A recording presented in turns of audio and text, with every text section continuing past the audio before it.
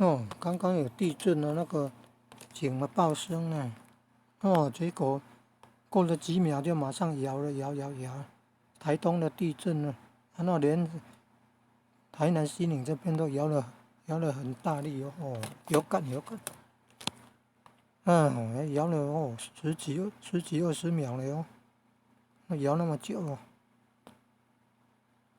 有没有报道说摇地震了？有没有报道？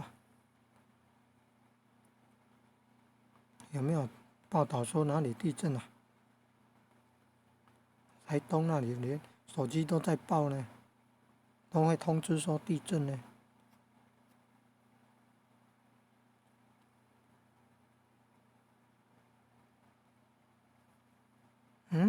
怎么会变这样啊？都没有办法移动来看呢。原来是在上面呢。